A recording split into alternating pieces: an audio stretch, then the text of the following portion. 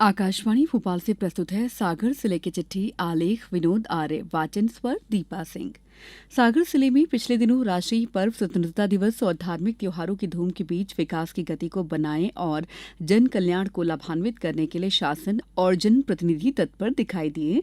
वहीं मानसून अपनी रफ्तार पर है। हालांकि अतिवर्षा से कुछ इलाकों में फसलों के नुकसान की खबरें हैं।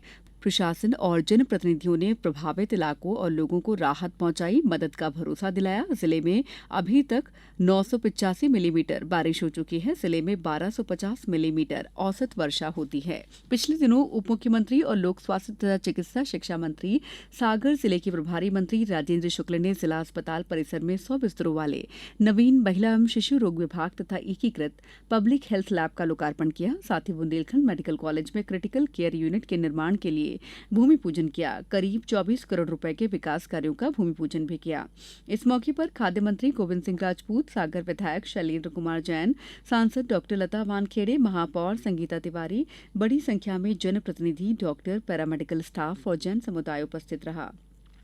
लोकार्पण भूमि पूजन कार्यक्रम में मंत्री श्री राजेंद्र शुक्ल ने कहा कि सरकार के पास पैसे की कोई कमी नहीं है। सरकार भवन और संसाधन के लिए पैसे उपलब्ध करा सकती है, लेकिन भवन में आत्मा डालने का कार्य डॉक्टर और पैरामेडिकल स्टाफ करे, जिससे कि उचित इलाज मिल सके।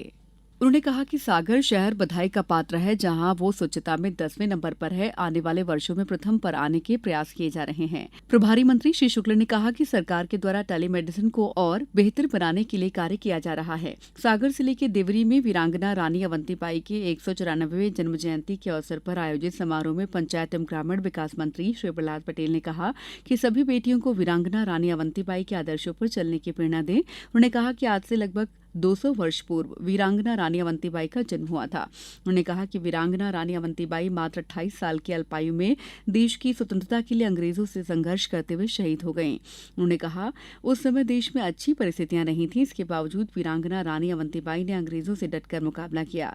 उन्होंने कहा हर परिवार को अपनी बेटियों को रानी अवंतीबाई के समान कर्मठ और ओजस्वी बनाना चाहिए। बीते दिनों एशियन डेवलपमेंट बैंक के प्रतिनिधि मंडल ने एकीकृत नगर विकास योजना के तहत सागर जिले के खुरई नगर में क्रियान्वित किए जा रहे विविध निर्माण और विकास कार्यों का निरीक्षण किया।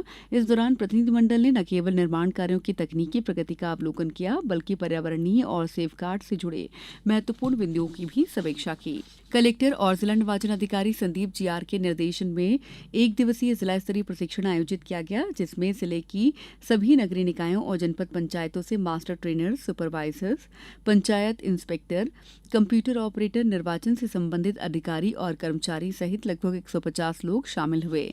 मध्यप्रदेश राज्य निर्वाचन आयोग भोपाल द्वारा नगरीय निकायों और पंचायतों की फोटोयुक्त मतदाता सूची के वार्षिक पुनरीक्षण की तैयारी हेतु प्रक्रिया और मतदाता सूची तैयार करने के लिए कार्यक्रम के अनुसार जारी किया गया है। आयोग द्वारा जारी कार्यक्रम के अनुसार तथा नियम निर्देशों के अनुरूप नगरीय निकायों तथा पंचायतों की फोटोयुक्त मतदाता सूची के वार्षिक पुनरीक्षण की तैयारी की जा रही है। स्वतंत्रता दिवस पर आयोजित समारोह में कलेक्टर संदीप जीआर ने परेड की सलामी लेकर ध्वजारोहण किया। उसके बाद मुख्यमंत्री डॉक्टर मोहन यादव के प्रदेशवासियों के नाम संदेश का वाचन हुआ।